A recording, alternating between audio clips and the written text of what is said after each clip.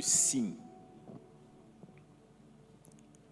de ceux dont on n'entendra jamais parler dans le haut lieu. Donc, le signe que tu ne seras jamais une sommité, le signe que tu ne bouleverseras pas ta génération, le signe que tu vivras une vie ordinaire. Parce que ça compte aussi, hein.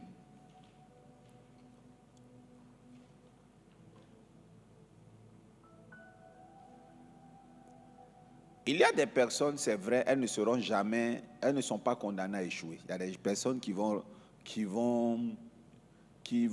toujours éviter l'échec. Mais on ne parle pas de ça. Nous, on parle de la percée. Tu peux ne pas vivre l'échec tout en vivant une vie ordinaire. Je suis allé une année faire l'enterrement de la petite sœur d'un de mes fils. Quand on était au cimetière, j'ai vu comment elle a été enterrée. Il n'y avait tellement pas de moyens que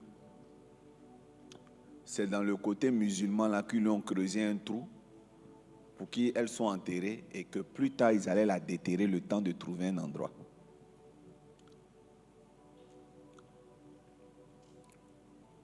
Je te suggère de prier Dieu qu'il te fasse grâce de ne pas partir maintenant. Si tu t'en vas maintenant, là, qu'est-ce qui va se passer? Qui sera là? Les bâches. Comment tes funérailles vont se dérouler? On va t'enterrer où? Est-ce que tu as un environnement capable de prendre en charge ton départ? Qui va s'occuper de la suite? Est-ce que tu es prêt? Il y a tant de questions que vous devez vous poser. Souvent, vous avez tellement peur. L'homme a peur de penser à la mort et autres. Pour ceux qui sont toujours avec moi, ils vont voir que je n'ai pas peur d'aborder la mort, le sujet de la mort. Si tu pars aujourd'hui, comment tu seras célébré? Il y a la mort de la femme du pasteur du Congo qui est partie. Ça a fait mal à tout le monde, mais elle a eu des funérailles. Alléluia. Non, elle a eu des funérailles dignes. Frère, aujourd'hui, si tu vas là, qu'est-ce qui va se passer? Bien-aimé, l'histoire du pauvre Lazare nous enseigne qu'on peut être chrétien, avoir le salut et puis mourir pauvre. Aujourd'hui, on va parler des signes qui ne trompent pas. Les signes qui ne trompent pas sur la vie de ceux qui ne peuvent pas réussir. Quand tu regardes la personne, voici des traits qui prouvent qu'il ne peut pas réussir. Amen. Nous allons aller dans le livre de Matthieu 21. Commençons à partir du verset 33. Matthieu 21, à partir du verset 33. Je vais lire. Écoutez une autre parabole. Il y avait un homme, maître de maison, qui planta une vigne. Il l'entoura d'une haie. Il creusa un pressoir et bâtit une tour. Puis il la ferma à des vignerons et quitta le pays. Alléluia. Lorsque le temps de la récolte fut arrivé, il envoya ses serviteurs vers les vignerons pour recevoir le produit de sa vigne. Les vignerons, s'étant saisis de ses serviteurs, battirent l'un, tuèrent l'autre et lapidèrent le troisième. Waouh! Il envoya encore d'autres serviteurs en plus grand nombre que les premiers, et les vignerons les traitèrent de la même manière. Enfin, il envoya vers eux son fils en disant, « Ils auront du respect pour mon fils. » Mais quand le vigneron virent le fils, ils dirent entre eux, « Voici l'héritier, venez tuons-le et emparons-nous de son héritage. » Et il se saisit de lui, le jetait hors de la vigne et le tuait. Maintenant, lorsque le maître de la vigne viendra, que fera-t-il à ses vignerons? Question. Alléluia. La réponse est connue après. On dit, il fera périr misérablement ces misérables et il affermera la vigne à d'autres vignerons qui lui en donneront le produit au temps de la récolte. Alléluia. Voici l'histoire d'un maître qui a planté son champ. Il a pris du temps, il a mis des années à planter son champ jusqu'à ce que son champ devienne une entreprise qui peut produire des salariés. Je ne sais pas si on se comprend. Donc, il a travaillé seul. Il a planté seul. Il s'est battu pour nettoyer. Tu peux t'asseoir. Hein? Il s'est battu pour nettoyer. Il s'est battu pour rendre propre. Et ça a commencé à donner. Et il a embauché des vignerons qui sont mariés, qui ont des enfants. Donc, grâce au champ que le maître a planté, il y a des familles qui arrivent à se loger, à mettre leurs enfants à l'école. Sauf qu'au temps de la grande moisson, il faut plus de personnes. Alors le maître envoie ses serviteurs. Le rôle de ces serviteurs, c'est juste de venir récolter, de venir prendre ce qui est récolté pour aller les vendre. Ça, c'est leur rôle. Mais à chaque fois qu'ils viennent, ceux qui sont là veulent tout. Ils veulent être ceux qui s'occupent des vignes, ils veulent être ceux qui mettent comment on appelle ça là, insecticides, ceux qui mettent l'engrais, ils veulent récolter, ils veulent vendre. Et ils ont tué la première vague de serviteurs, les 3 émissaires qui sont arrivés. Un a été tué, l'autre a été lapidé, etc., etc. Et le maître envoie quand même une autre vague de serviteurs. Maintenant, est-ce que je peux parler? Le maître envoie une autre vague de serviteurs parce qu'il n'est pas au courant que les vignerons ont tué la première vague, ou il le fait malgré qu'il est au courant?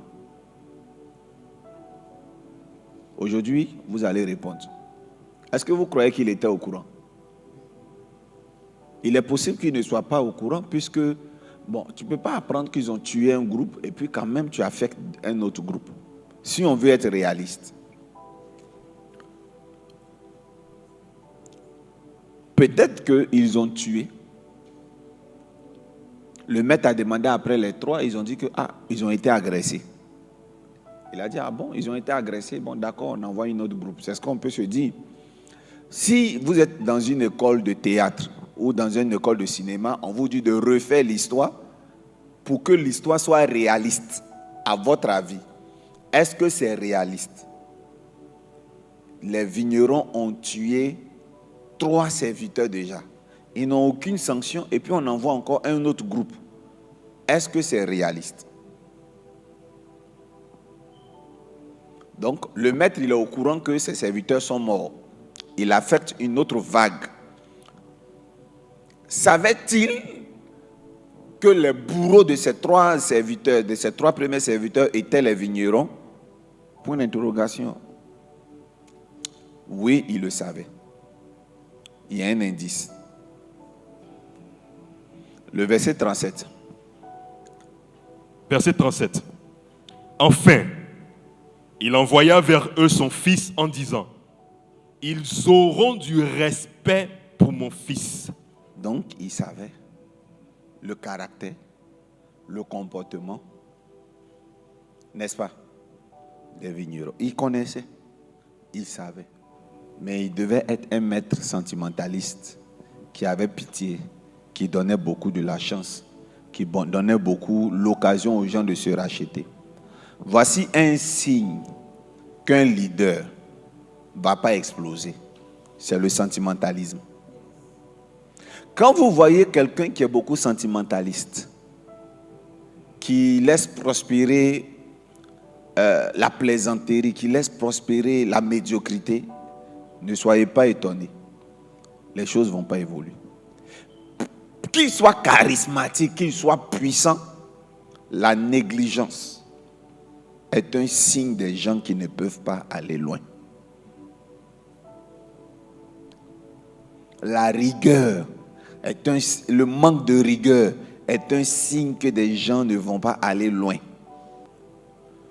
J'ai fait une remarque, les serviteurs de Dieu, les saints hommes de Dieu qui ont marqué le monde avaient ce qu'on appelle le pouvoir de la justice. La justice là, ce n'est pas avoir pitié. La justice, ce n'est pas gracier. Gracier, ce n'est pas la justice. La justice, c'est faire respecter la loi. Alléluia. La justice, c'est faire respecter la loi. Alors, voilà un signe qu'un leader est fait pour ne pas réussir. Voilà un signe. Il n'a pas le cœur, il a le sentimentalisme. Dans la mystique, on ne confond pas l'amour et le sentimentalisme. Ce que Dieu demande, que nous soyons dans l'amour et non dans les sentiments. Dieu n'est pas sentimentaliste. Dieu, il est amour. Vous m'avez compris? Dieu n'est pas sentimentaliste. Dans la Bible, nous voyons très bien qu'on fait la différence entre l'amour de Christ et les sentiments de Christ. Dieu ne bâtit pas son œuvre avec les sentiments, il bâtit son œuvre avec la justice. Alors, je vais vous parler de deux hommes de Dieu. Un s'appelle Jean et l'autre s'appelle Pierre. La Bible dit que le disciple le plus aimé de Jésus, c'était qui? C'était qui? Jean. Quand tu rentres dans le groupe, c'est Jean qui a sa tête sur la poitrine de Jésus. Quand tu rentres au milieu des 13, c'est-à-dire Jésus et les 12, toi-même tu peux déjà prophétiser qui est l'héritier de Jésus. C'est Jean. C'était tellement visible que la maman de Jean est venue voir Jésus pour dire quand tu vas partir, mets Jean dans ton sac pour partir avec son frère. Pour qu'une mère se permette de dire ça, c'est qu'elle était convaincue visuellement, par observation, que Jésus aimait trop son fils, qu'il ne pouvait pas se passer de son fils. Il y a des personnes qui n'arrivent pas à faire la différence entre le sentimentalisme et la justice de Dieu. Jésus avait des sentiments pour Jean. Mais il a pratiqué la justice chez Pierre. Pierre est l'un des disciples à qui Jésus a dit « Arrière de moi qui? Satan ». Il y a des chrétiens à qui on ne dit pas ça. Tu leur dis ça, ils ne viendront plus au culte. Et Jésus n'a pas dit ça à Pierre en privé. Il a dit à Pierre en public. Pourquoi? Pour un acte qui paraissait noble et normal, Pierre a démontré ses sentiments pour Jésus en disant, nous on refuse que tu sois enlevé. Ce que tu viens de dire sur ta vie là, moi je ne suis pas d'accord. Il dit, arrière de moi, Satan. Pierre est si souvent celui qui embarrassait Jésus par des questions. Non, nous depuis on a quitté nos parents là. On a le sentiment qu'on ne voit rien. Le Seigneur lui dit, il n'y a personne qui ayant laissé ses parents pour me suivre, qui va souffrir. Tu pourrais croire que Pierre était incrédule. Mais la pire des choses que Pierre fait, c'est de régner Jésus. On parle beaucoup de Judas. Judas a régné Jésus. Mais Pierre aussi l'a fait. Mais le jour que Jésus ressuscite, il cherche Pierre. Il va au bord de l'eau où Pierre travaille. Il braise le poisson. Il attend que Pierre sorte de l'eau. Quand Pierre sort, il mange avec Pierre. Pierre ne le reconnaît pas. Mais après, il y a une conversation qui commence. Ça va. Pierre retrouve ses esprits. Il demande à Pierre, m'aimes-tu? Pierre dit oui. Le oui de Pierre, c'est le oui du sentiment. Le Seigneur, tu sais pas une affaire de sentiment. Je ne parle pas de cet amour-là. M'aimes-tu? Il dit oui. Il dit, moi, je ne parle pas de l'amour de non, mon vieux, moi, je t'aime trop. Tiens, mon papa. Non, non, non. Il dit, est-ce que tu m'aimes? Pierre réfléchit, il dit oui. Il dit non. Et finalement, le Seigneur se résout à lui dire de quel amour il parle. Si tu m'aimes, fais quoi? Paie mes brebis. Une deuxième fois. M'aimes-tu? Oui. Il dit, si tu m'aimes, fais quoi? Paie mes brebis. Voici la différence entre le sentiment et l'amour, le sentiment et la justice de Dieu. Frère, vous allez rencontrer sur votre route des gens qui vous aiment, mais qui ne peuvent pas venir dans votre église. Vous allez remarquer des gens qui disent qu'ils vous aiment, mais qui boycottent vos cultes. Quand je dis boycotter, quand vous louez 30 chaises, c'est pour que les 30 chaises soient occupées, non? Alléluia. Les gars, je vais vous donner un conseil en tant que leader. Moi, j'ai commis cette erreur hier. Peu importe l'amour que quelqu'un dit avoir pour vous. Si tout ce que vous faites comme événement, ces personnes-là négligent et ne sont pas là, vous ne pouvez pas leur accorder votre temps. N'accordez pas votre temps aux gens qui n'accordent pas leur temps à vos événements. Ils ne peuvent pas être prioritaires. Vous pouvez vous occuper d'eux à condition que vous ayez fini de vous occuper de ceux qui sont là au moment où vous avez besoin d'eux. De ceux qui sont là pendant que vous travaillez. Je vais vous raconter une autre histoire pour que vous compreniez. Vous allez préparer l'histoire de la mort de Lazare.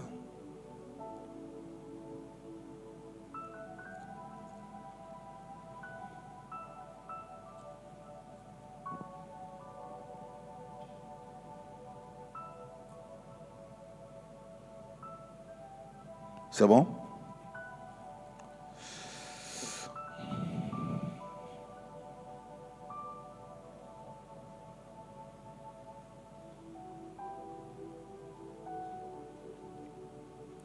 Vous allez prendre la Bible dans le livre de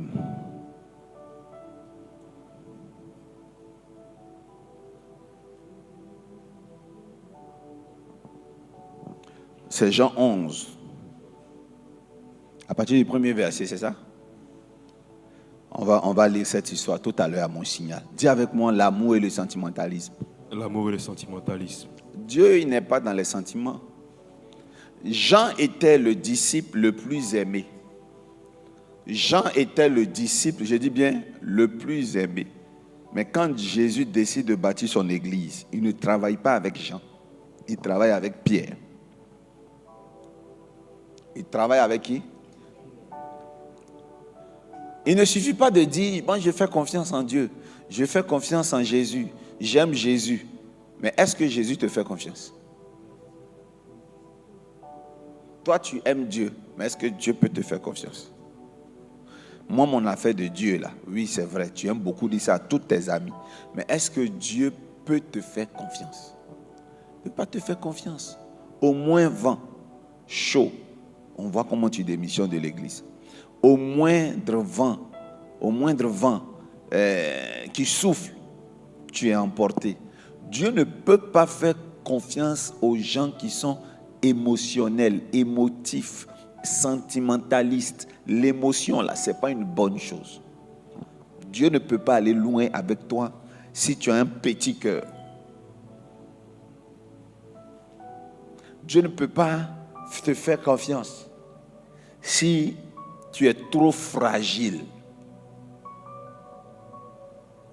Alléluia.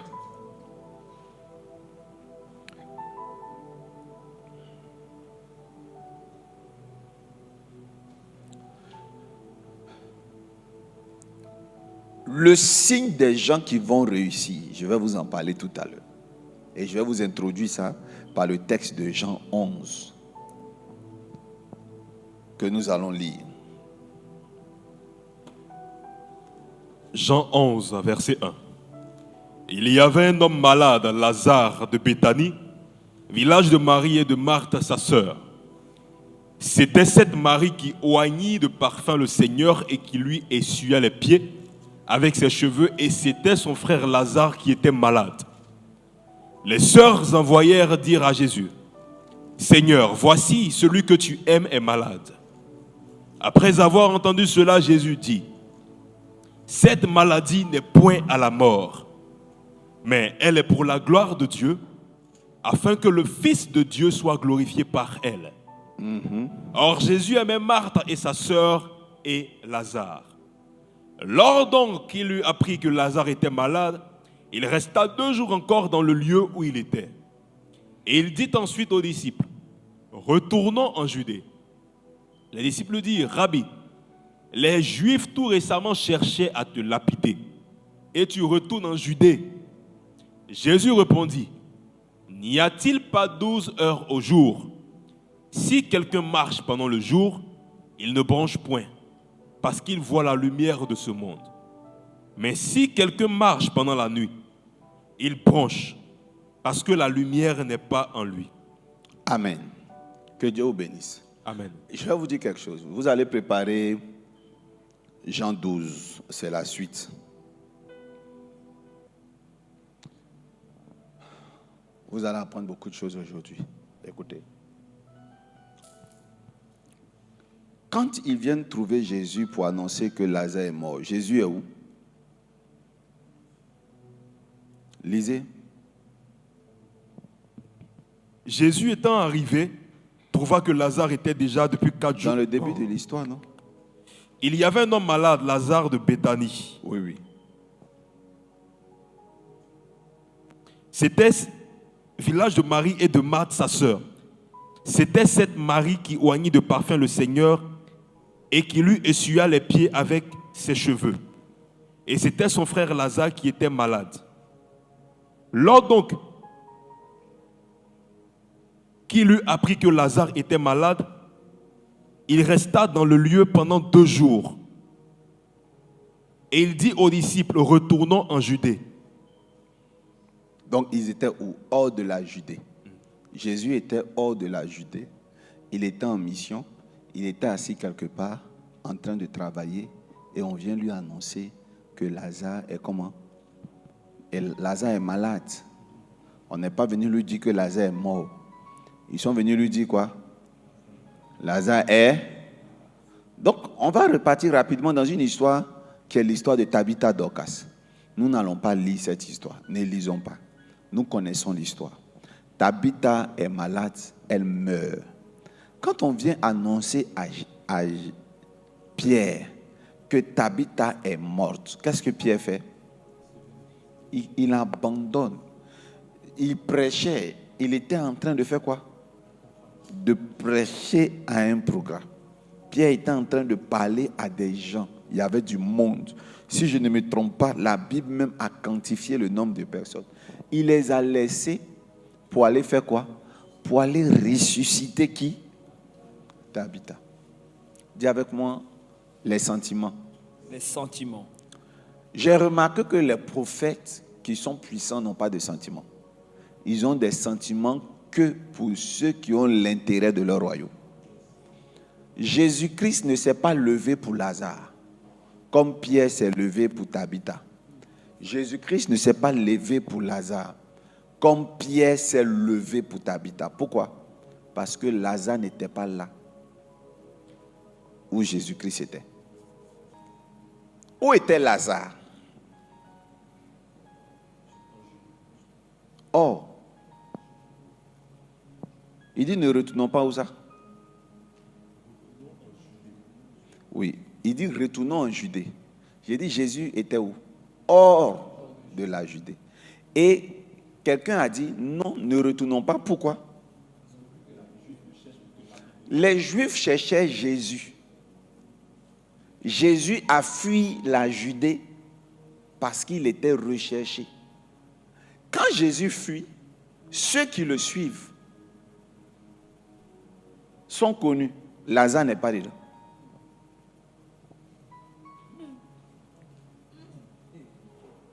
On parle beaucoup de Lazare. On dit non, Jésus-Christ, s'il était là, certainement Lazare ne serait pas mort. Mais pourquoi Jésus doit être toujours là où les autres sont? Et pourquoi les autres ne peuvent pas être là où Jésus est? Quand tu es malade, toujours la prophétesse t'appelle. La femme du pasteur t'appelle. Quand tu es absent, elle t'appelle. Pourquoi? Toi, quand tu l'es, tu es absent. Toi-même, tu ne peux pas un jour appeler aussi. Pourquoi c'est toujours toi qu'on doit appeler? Pourquoi c'est toujours toi qu'on doit chercher? Tu n'es pas capable aussi de rendre la monnaie. Alléluia. Lazare n'était pas présent si souvent aux côtés de Jésus.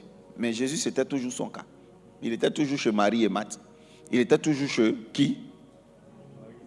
Chez Marie et Marthe. Lazare était leur frère. Donc, il profitait de la présence de Jésus. Mais quand Jésus va être éprouvé, Jésus va quitter la Judée pour aller se réfugier.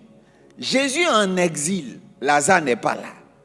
Et pendant qu'il est en exil, on apprend que Lazare est malade. Il ne se lève pas, il ne se presse pas. Il dit, cette maladie n'est pas à la mort, mais elle est en l'enseignement.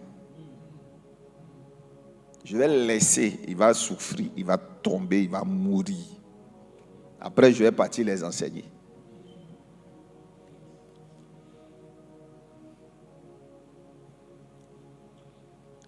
Dans le système prophétique, laissez les sentimentalismes. C'est une âme, il faut comprendre. C'est des gens qui ne sont pas forcément mûrs et matures. Oui, aujourd'hui, oui. Demain, oui, on peut tolérer. Mais à un moment donné, il faut enseigner. Quand Jésus va ressusciter Lazare, nous allons maintenant au chapitre 12. On est au chapitre 11, non? Chapitre 12, verset 1, verset 2. Lisez. 6 jours avant la Pâque, Jésus arriva à Béthanie, Oui. où était Lazare qu'il avait ressuscité des morts. Là, on lui fit un souper. On fait un souper à qui? À Jésus. À Jésus, continue. Marthe servait et Lazare était un de ceux qui se trouvaient à table avec lui. Maintenant, la mort lui donne des leçons. La résurrection, là. Maintenant, il sait que quand Jésus est quelque part, il faut être là-bas. Yes. Vous savez pourquoi le gars, il précise?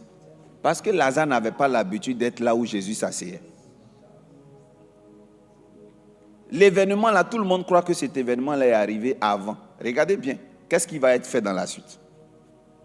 Marie ayant pris une livre d'un parfum, Elle a pris du parfum, de nard, De pur, nard. de grand prix, uh-huh. oignit les pieds de Jésus. Vous voyez, cette histoire, tout le monde a prêché cette histoire comme étant arrivée avant la mort de Lazare.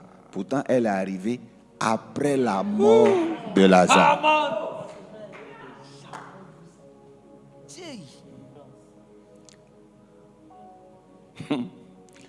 Vous savez pourquoi elle a pu gaspiller cette huile-là? Parce qu'elle n'a pas eu besoin de l'utiliser pour embaumer le corps de son frère. Il y en a beaucoup maintenant. Pour ne pas que le corps sente, on met les parfums jusqu'à... On momifie. Pendant 1 an, on doit embaumer un corps. Seigneur, comme tu as ressuscité mon frère, et que je n'ai plus besoin d'utiliser ces parfums, prends ça.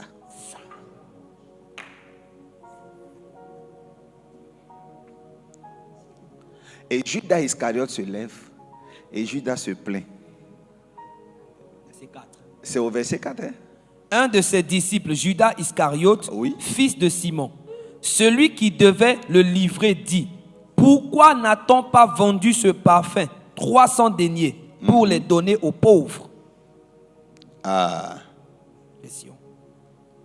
Il disait cela, non qu'il ne mit en peine des pauvres, mais parce qu'il était voleur. Dis amen bien. Amen. Vous savez, souvent les gens se plaignent. Dans l'église, il y a un esprit qui arrive qu'on appelle l'esprit de la politique. Quand les gens arrivent à l'église, quand ils ont trop duré, maintenant ils commencent à critiquer. Et oh, il n'y a pas de climatiseur. Je crois que l'homme de Dieu, sa veste là, on aurait pu prendre pour payer le climatiseur. Il s'habille trop cher, pourtant on a chaud. C'est ça un esprit de Dieu. Tu sais, c'est les Judas Iscariote. Il dit, on aurait dû prendre. On aurait dû prendre. Il faut dire à Judas Iscariote, ce parfum là n'aurait même pas existé si Lazare était mort. Alléluia. Si on avait pris ça pour embaumer Lazare, toi tu l'aurais eu où? Répète avec moi, chaque chose a son argent. Chaque chose a son argent. Je suis en train de vous prêcher l'évangile. Wow. Mais maintenant, ce que j'avais envie de vous dire, il y a ce qu'on appelle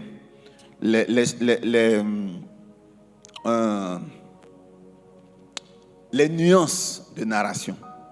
Quand vous lisez le verset 1 du chapitre 11, regardez comment est présentée la famille de Lazare, la sœur de Lazare. Regardez bien.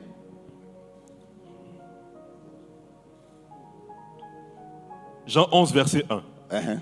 Il y avait un homme malade, Lazare de Béthanie, village de Marie et de Marthe, sa sœur. C'était cette Marie qui oignit de parfum le Seigneur et qui lui essuya les pieds avec ses cheveux. Donc, je vais vous poser une question. Est-ce que cet événement-là s'est répété 2 fois? Une fois avant la mort de Lazare et une deuxième fois à la résurrection de Lazare.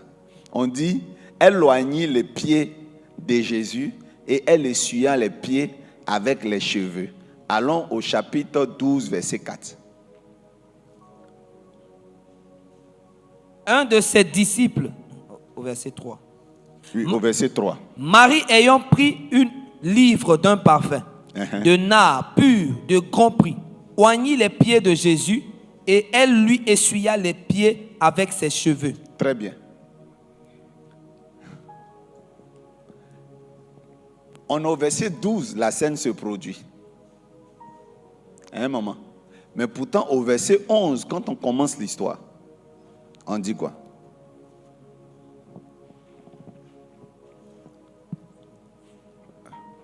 Au verset 11, on dit quoi? Verset 1 directement. Verset 2 si vous voulez. C'était cette Marie qui oignit de parfum le Seigneur et qui lui essuya les pieds avec ses cheveux. Et c'était son frère Lazare qui était. Donc, ça veut dire que la personne explique l'histoire depuis le début jusqu'à la fin.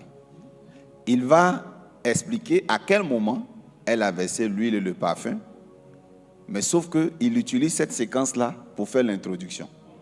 Je vais vous raconter l'histoire d'une femme qui oignit les pieds de Jésus et qui l'essuya avec ses cheveux. Son frère est tombé malade jusqu'au verset 12. Il était à table et maintenant, elle verse le parfum. On a l'impression que la scène s'est produite 2 fois. Nous voyons l'histoire de parfum 2 fois dans la Bible. Est-ce que ça a été fait 2 fois ou pas? Point d'interrogation. Mais ce que je voulais vous dire, c'est que après la mort de Lazare et sa résurrection, les narrateurs vont mettre en relief une scène. C'est que Lazare s'assoit maintenant dans les sillages de Jésus. Frère, tu étais où quand Jésus était en exil? C'est là la question.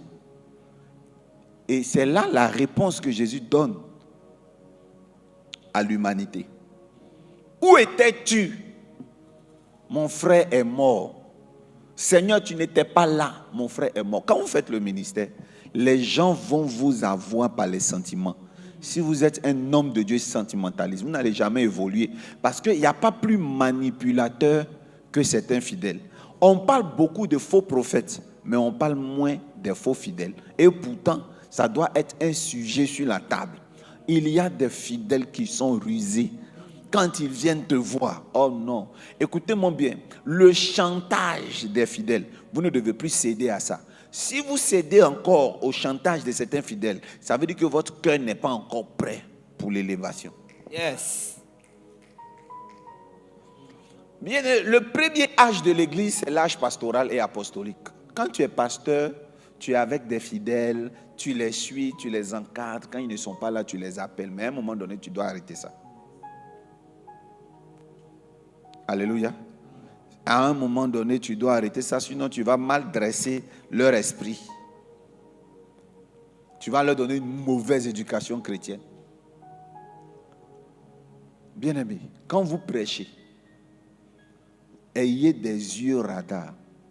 Identifiez ceux qui affectionnent votre présence. Identifiez ceux qui affectionnent vos prédications. Identifiez ceux qui aiment à être présents quand vous êtes en train de travailler. Et puis, identifiez ceux qui ont la facilité de s'absenter. Ceux qui ont la facilité de s'absenter sont généralement gourmands de vos services. Il y a des gens qui ne sont pas généralement présents, mais qui ont toujours dans votre téléphone, qui veulent que vous les aidez. Bien aimé, vous n'êtes pas obligé d'aider quelqu'un qui n'est pas passionné du service à l'église. Amen. mon papa chéri, je suis ton papa chéri, mais tu ne viens jamais à l'église. Je suis ton père chéri, mais tu es très absent à l'église. Papa, dès ce jour-là, tu ne me vois pas, mais tu ne m'appelles pas. Au début, oui. Tu peux répondre, non ma fille, je pense à toi. Mais à un moment donné, ne réponds plus à ça.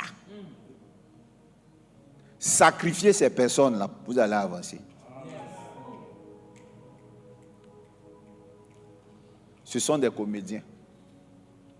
Si vous faites la somme de personnes comme ça dans votre église ne va jamais évoluer. Si vous faites le cumul de personnes de cette grâce dans votre église, vous allez avoir une église qui n'est pas excellente. L'église ne se bâtit pas seule. Un homme de Dieu a beau être loin, ses théories sont excellentes, mais les calculs seront faussés s'il y a plus de personnes médiocres que de personnes excellentes. Vous êtes avec moi? Le premier responsable de l'échec d'une église, c'est le leader lui-même.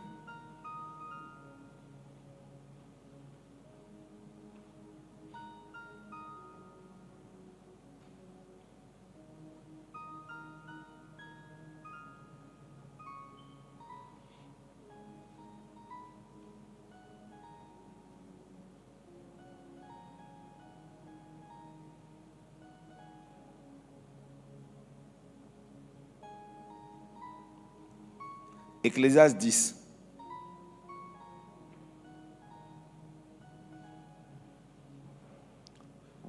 Le verset 6. L'une 6 à 7. Voici l'une des raisons qui fait que, frère, Ecclésiaste. Ton ministère ne va pas aller loin. Ton ministère ne va pas loin. Lisez bien. La folie occupe des postes très élevés. La folie occupe des postes très élevés. Vous savez, le problème avec vos ministères, c'est que vos ministères sont constitués par des personnes qui ne sont pas excellentes. Vous me donnez des postes aux gens par complaisance, par familiarité, par... Non, elles sont dit accoutumance. Vous donnez des postes par favoritisme. Il dit la folie occupe des postes. Vas-y. Et des riches sont assis dans l'abaissement. Les riches sont assis dans l'abaissement. Continue. Verset 7. J'ai vu des esclaves sur des chevaux. J'ai vu des esclaves sur des chevaux. Et des princes marchant sur terre comme des esclaves. Des princes marchant sur terre comme des esclaves. Continue. Celui qui creuse une fosse y tombera. Et celui qui renverse une muraille sera mordu par un serpent. Continue. Verset 9. Celui qui remue des pierres en sera blessé. Et celui qui fend du bois en éprouvera du danger.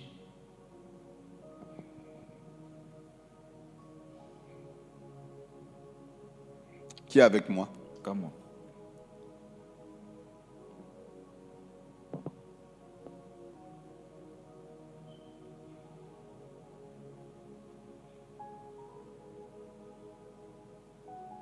Je viens vers vous.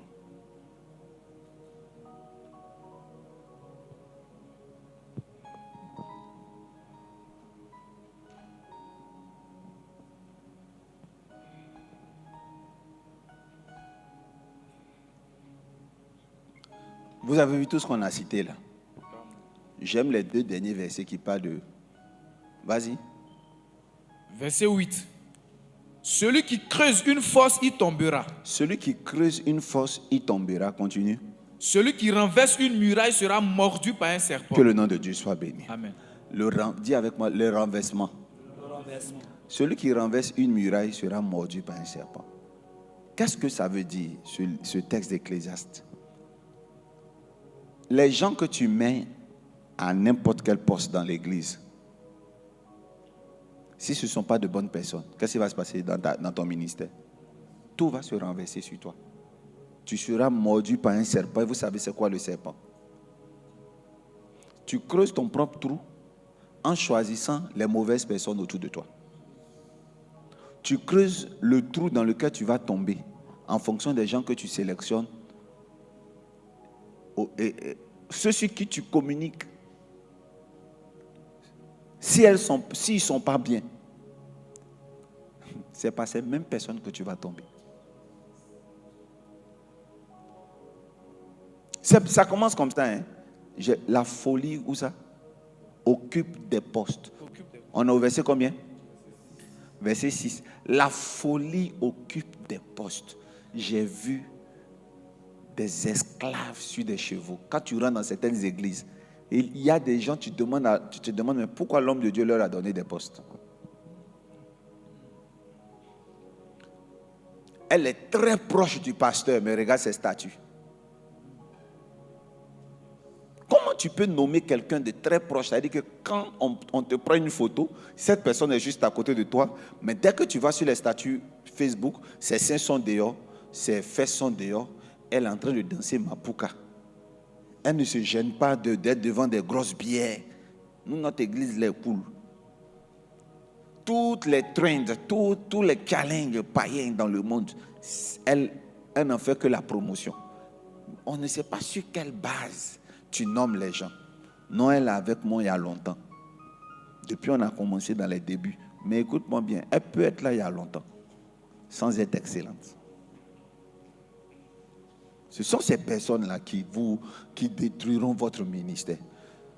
L'école DIP est une école. Et c'est l'école des disciples, pas des prophètes, du prophète Dolski.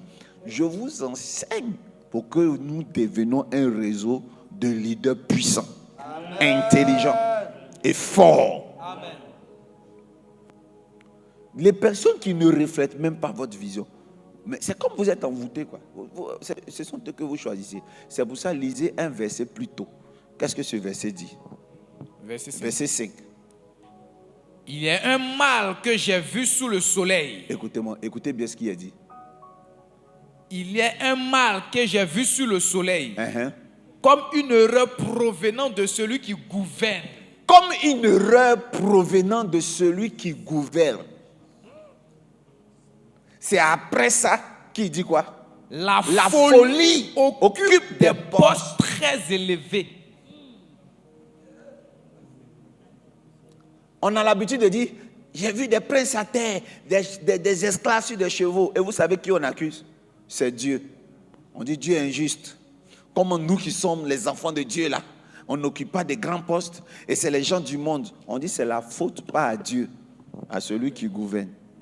C'est la faute au pasteur. C'est la faute au leader. C'est la faute au prophète. Toi-même prophète, tu vois clair. Mais regarde comment tu sélectionnes les gens. Ce que tu mets devant, c'est hippie.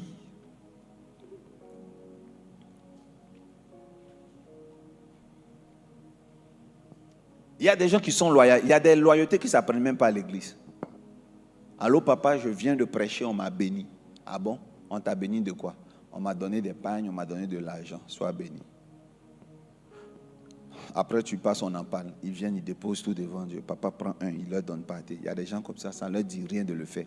Mais il y a des gens, peu importe ce qu'ils gagnent sur la route, tu n'entendras jamais parler de ça. Donc, que Dieu vous donne du discernement. Et vous savez, vous pouvez avoir du discernement et puis vous retrouver à avoir ces personnes autour de vous. C'est pas là l'erreur. L'erreur commence quand vous découvrez ces personnes et que vous continuez à faire quoi? À les garder.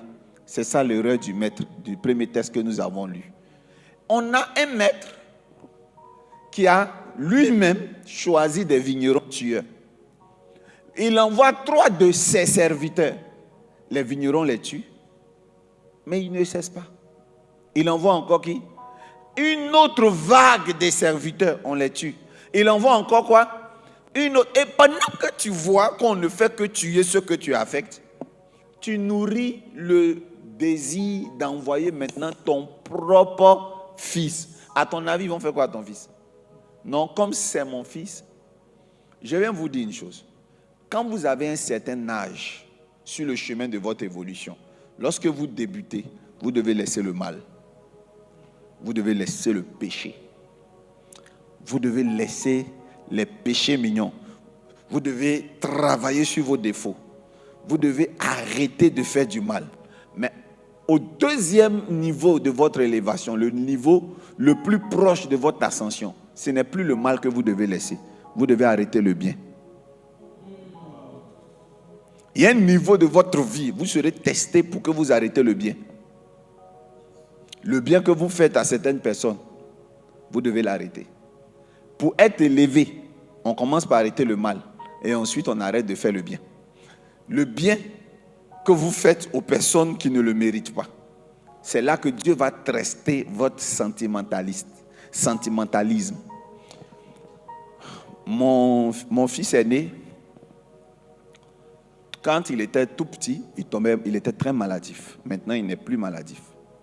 Yohan était maladif. Quand il est malade, tu as peur. Sauf que j'ai commencé à faire une remarque. J'ai des difficultés pour payer mon loyer. J'ai des difficultés pour manger. J'ai des difficultés pour me déplacer pour aller à ma salle de prière, à l'église pour prier, tout ça. J'avais des difficultés. C'était chaud.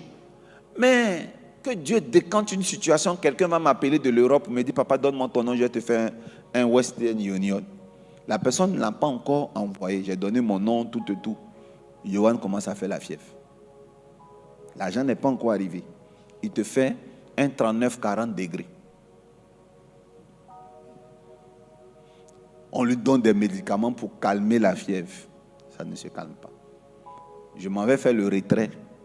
Je m'avais au chevet du lit de Yohan. Quand j'enlève l'argent, j'achète les médicaments, je paye l'hospitalisation. Les 3 jours, on paye l'hospitalisation. Quand j'ai fini de dépenser, Yohan ne fait plus de fièvre. C'est-à-dire, quand il sort, il est guéri. Souvent même, c'est quand tu finis d'acheter les médicaments nets que tu le vois en train de jouer au football. Donc, à chaque fois que j'ai l'argent, il est malade. Et je dois m'occuper de lui. À chaque fois. Et quand il est malade, il fait... Il tremble. Tu dis, l'enfant là va décéder aujourd'hui. Il commence à convulser. Et un jour, il était très malade comme ça. Et il faisait ses grimaces. Et il ne fait pas exprès. Il est vraiment malade. Et son cri te transperce le cœur. Je n'ai pas regardé dans la direction de Yohan. J'ai dit, Seigneur, il faut que je paye la maison. Guéris ton fils ou prends-le. Seigneur, je sais que je suis fécond. Tu me redonnerais un autre fils qui lui ressemble. Yohan s'est levé. Il allait jouer au football. J'ai dit à Dieu de le prendre. Le jour où j'ai décidé de ne plus investir dans la maladie, Yohan n'est plus jamais tombé malade. Il y a des gens que tu penses que tu es en train d'aider ou tu es en train de t'appauvrir. Les appels de 15 000 francs, les appels de 10 000 francs, les mêmes personnes qui sont avec toi. En fait, il y a des amitiés intérêts, des gens qui t'appellent que pour te demander de l'argent, mais qui ne t'appellent jamais pour te demander comment tu vas, qui ne t'appellent jamais pour te demander et ton culte s'est bien passé, qui ne t'appellent jamais pour te dire et ton programme, le prochain programme c'est quand. Des gens qui n'arrivent plus pas à venir à l'église, mais qui veulent manger ton argent, tu ne dois plus leur donner. Au début, tu vas croire que si tu ne donnes pas, ils vont s'évanouir, ils vont mourir, mais ils vont s'en sortir. Ça attriste les gens quand je pêche comme ça. Papa, qu'est-ce qu'il entend de nous enseigner? À un moment donné, vous devez mettre votre cœur ici. Ne laissez pas votre... Là, montez. Il y a des pleurs et des complaintes dehors qui ne sont pas des complaintes sur lesquelles vous devez vous appuyer. Pratiquez la charité, mais sachez faire la part des choses et connaissez les priorités. Donnez-moi un amen et je parle. Amen. Ambiancez le coin. Le coin n'est pas chaud. Ambiancez avec le bon amen. Parce que depuis hier, la qualité de prédication que je donne là, c'est une prédication, c'est dur. Moi-même, je peux comprendre. Parce que c'est des vérités intrinsèques, c'est des vérités qui vous pénètrent. Bon, je le sais. Je ne vais même pas exiger des amens plus forts. Si vous pouvez, faites le plus fort. Il y a des choses que vous aviez l'habitude de faire, que vous croyez être de la charité, mais c'est du sentimentalisme.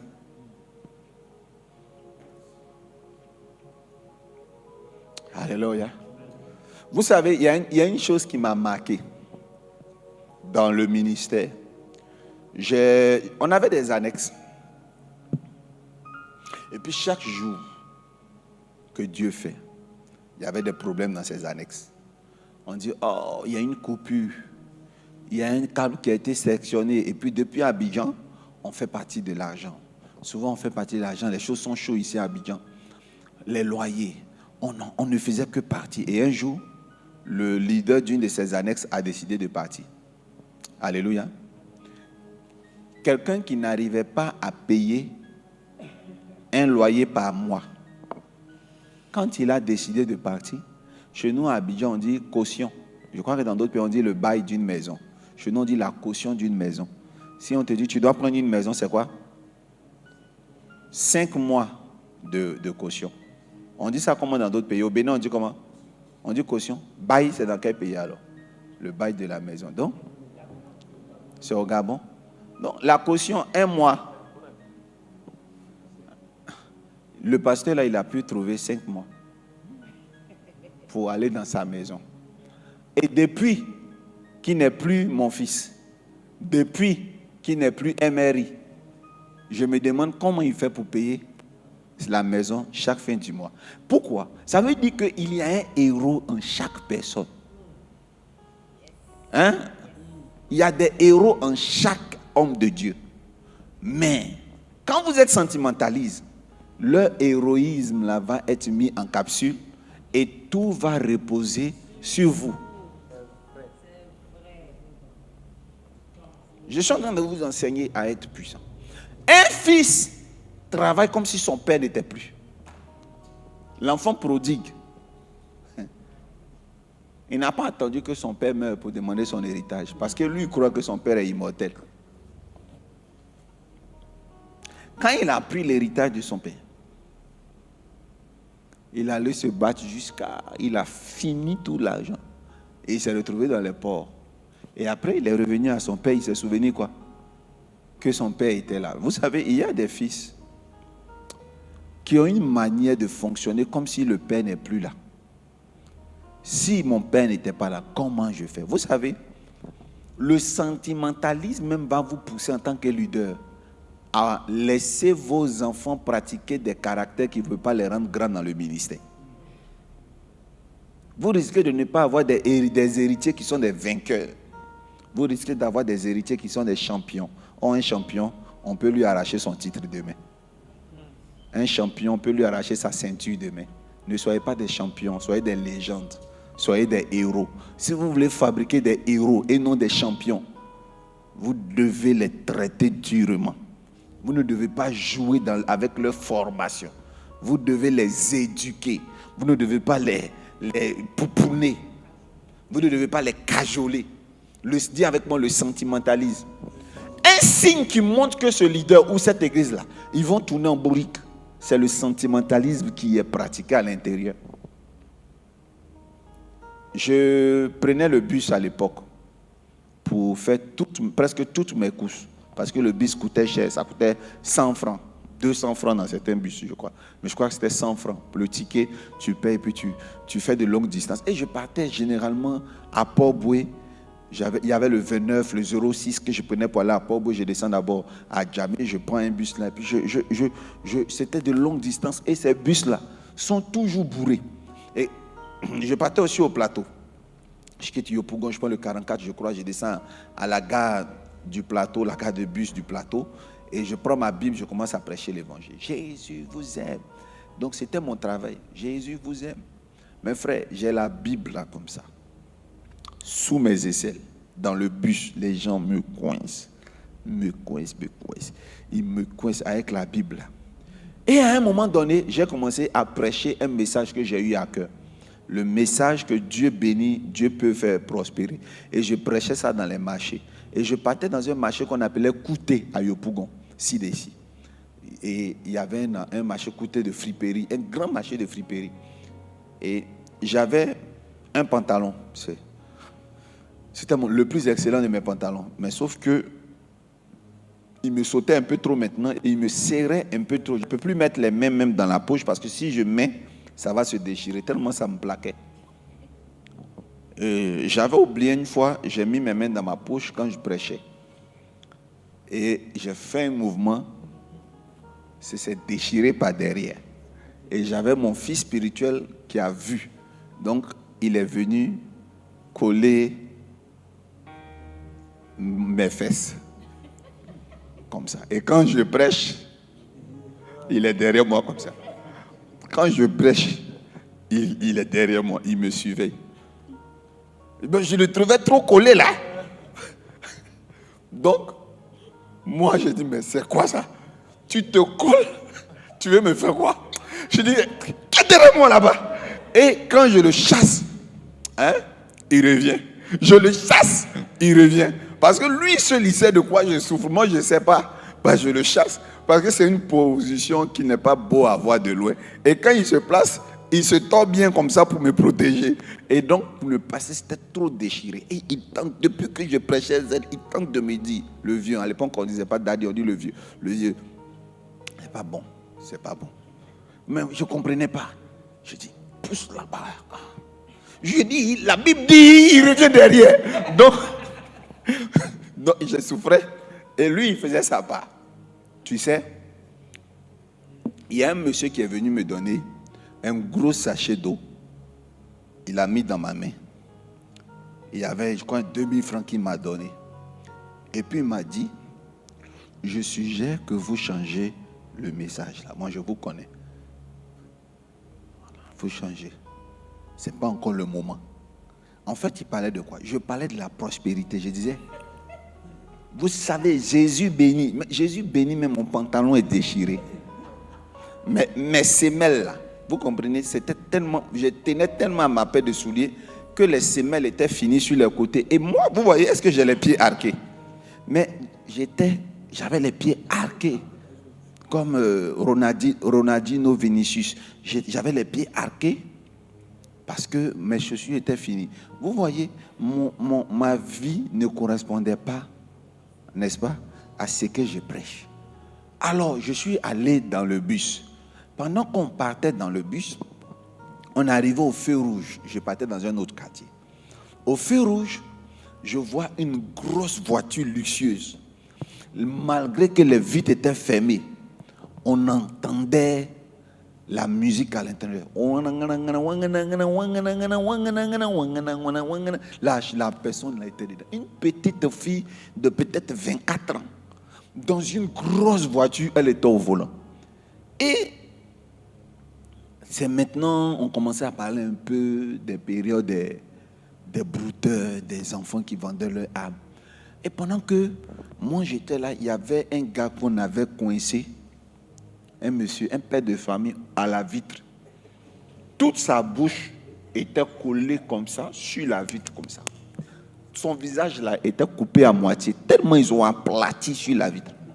Et pendant qu'il était coincé, il a eu quand même la force de prendre sa bouche pour dire, ça, ce sont les filles brouteurs. C'est-à-dire que toi, dans cette posture, tu fais Congo ça. Et moi, j'étais là, j'avais ma Bible. Et quand le bus va comme ça, on va, ça freine, on vient derrière, on souffre. Et au feu rouge, le feu a duré.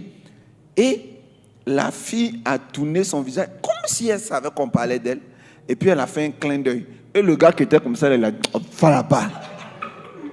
C'est vous qui sacrifiez les enfants des gens. Tu vois? Et c'est là l'Esprit de Dieu a ouvert mes yeux. Il a ouvert mes yeux. Les gens commençaient à descendre. Je suis venu me mettre au milieu. Parce que je ne sais pas si ça continue. Les gens qui prêchent dans le bus.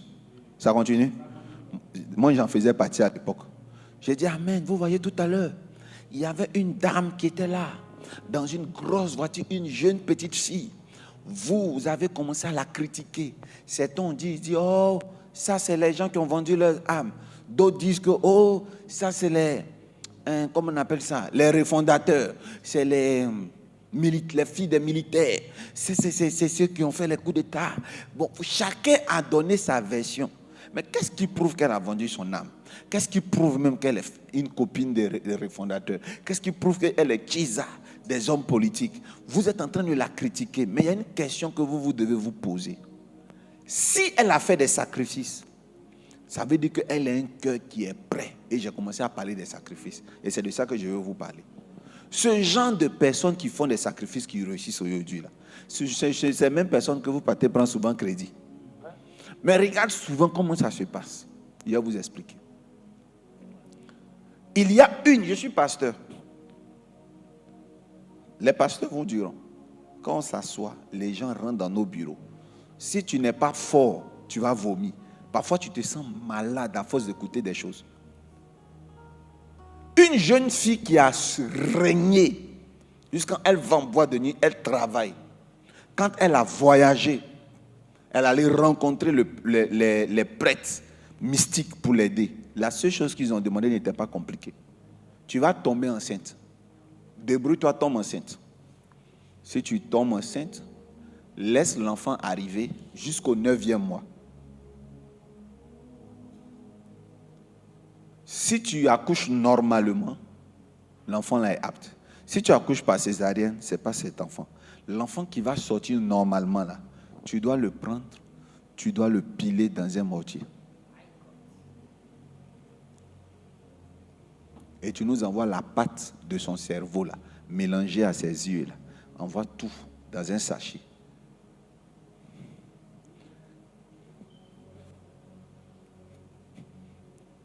Et pendant que tu le piles, il faut le regarder.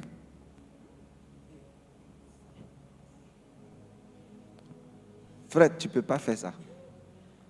Parce que toi-même, quand on dit 3 jours de jeûne, tu n'arrives pas à faire. Il y a des sacrifices que tu ne peux même pas faire. Quand on te dit, oh, cette soeur-là n'est pas bien pour l'œuvre de Dieu, elle n'est pas bien pour le mini papa. Je ne sais pas comment faire pour ne plus travailler avec elle. Il y a longtemps qu'elle est là. Je vais vous dire la vérité.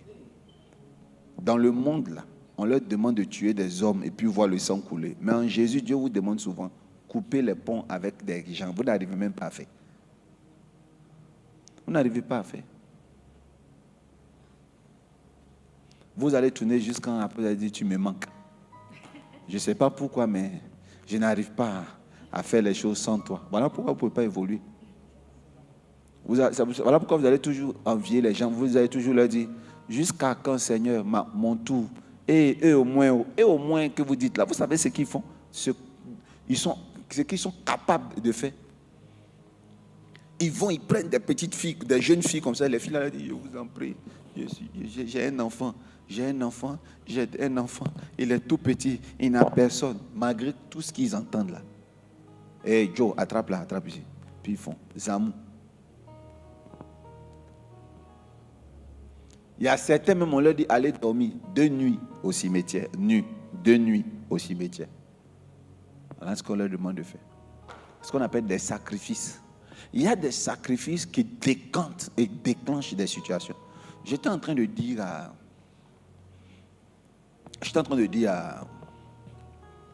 à quelqu'un que il y a des actes, quand vous posez, vous serez toujours ordinaire. Et il y a certains qui vous rendent extraordinaire. Je vous explique quelque chose. Il y a une jeune dame qui s'appelle Zénab. Actuellement, elle est en train de faire un challenge. On est d'accord? C'est vrai, non? Elle s'est inscrite à Record Guinness Cuisine. Quand elle s'inscrivait, elle n'avait pas d'argent parce que c'est avec son propre argent qu'elle doit offrir des milliers de nourritures. Elle dit quand elle commençait, elle ne savait même pas comment elle va faire. Mais parce qu'elle a résolu de ne pas dormir pendant 5 jours. Vous savez, et le fait de ne pas dormir, là, ça déclenche quelque chose dans le système mystique. Ce truc-là, il y a quelque chose de mystique. Dès qu'elle dit qu'elle ne dort pas, ça a attiré des stars. Pareil avec la Nigériane. Ce n'est pas la première fois. Dès que tu dis je ne dors pas, les entités vont sortir. Si vous ne dormez pas pendant 3, 4, si vous dépassez 3 jours, vous ne dormez pas régulièrement. C'est pourquoi vous n'êtes pas en train de dormir. Vous allez voir. Peu importe, même si c'est de la plaisanterie, vous allez déclencher des entités excellentes pour cette chose. Considérons que même c'est pour n'importe quoi, même si c'est pour un braquage. Dès que ça te donne l'insomnie pendant 3 jours, le 3e jour, ça ouvre des univers.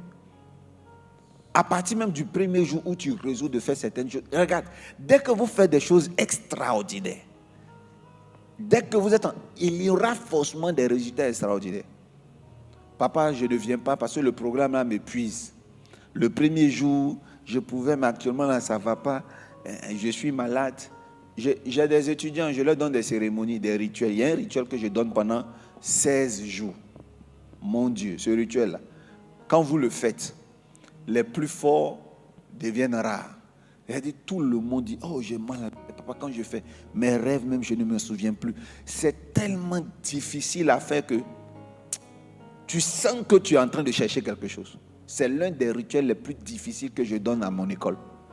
Ça dure 16 jours.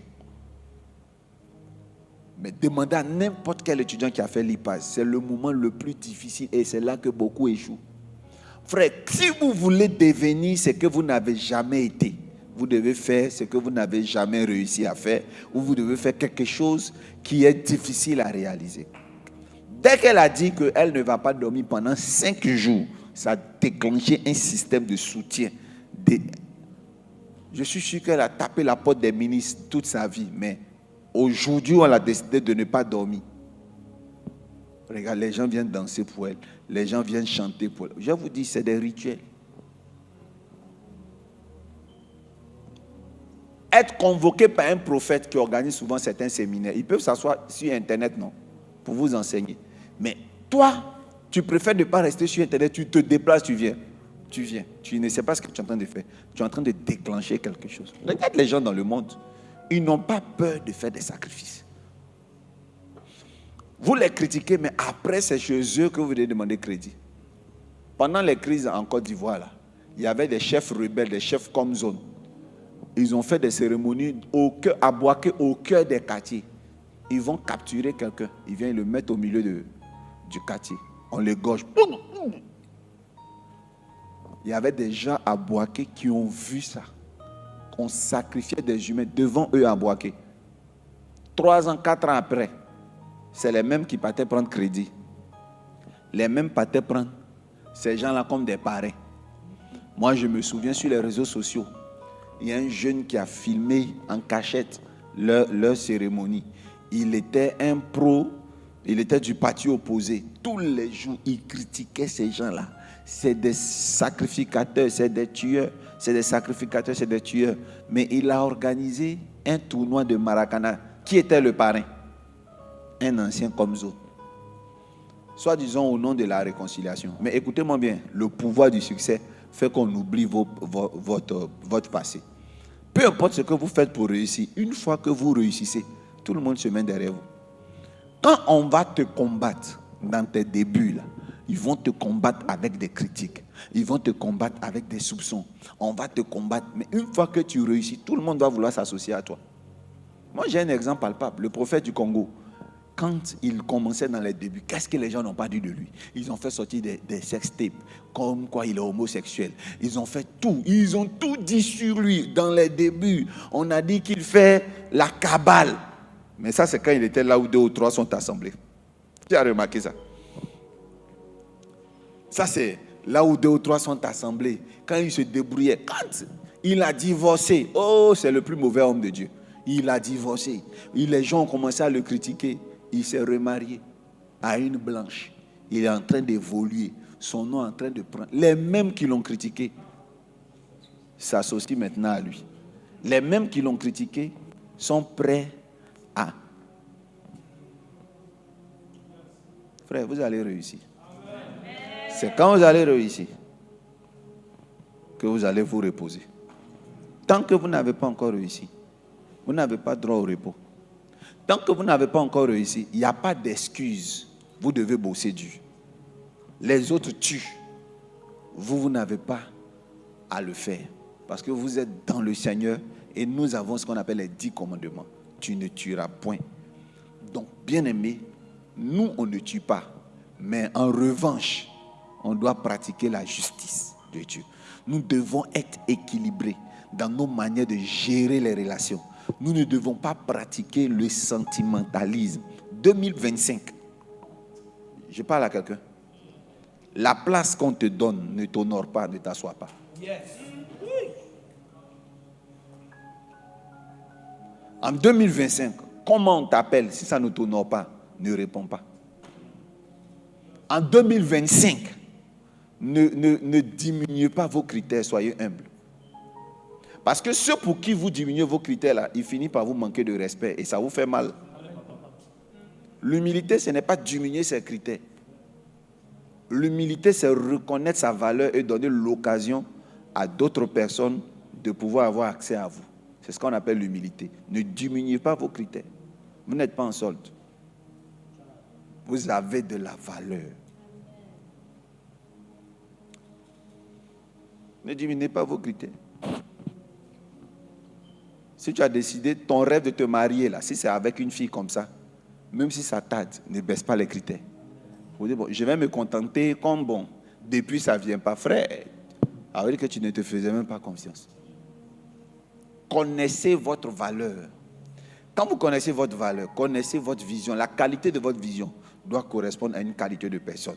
Si ce ne sont pas ces personnes, va où? Vous choisissez des personnes qui correspondent à votre identité. Si ces personnes viennent, vous avez le pouvoir de transformation. Si vous tentez de les transformer, que ça ne marche pas, vous appuyez sur Skype. Alléluia. Que Dieu vous bénisse. Amen. Alors, c'était ça l'enseignement d'aujourd'hui. Nous devons sortir du sentimentalisme. Alléluia. On acclame le Seigneur. Donc, nous allons nous retrouver tout à l'heure à 16h. À 16h, on va travailler toujours sur les signes qui montrent que tu ne vas pas réussir. Quand tu as ce genre de comportement et de caractère, on voit tout de suite là même que tu ne peux pas évoluer. Je vais confier le temps des offrandes à maman. Elle va venir.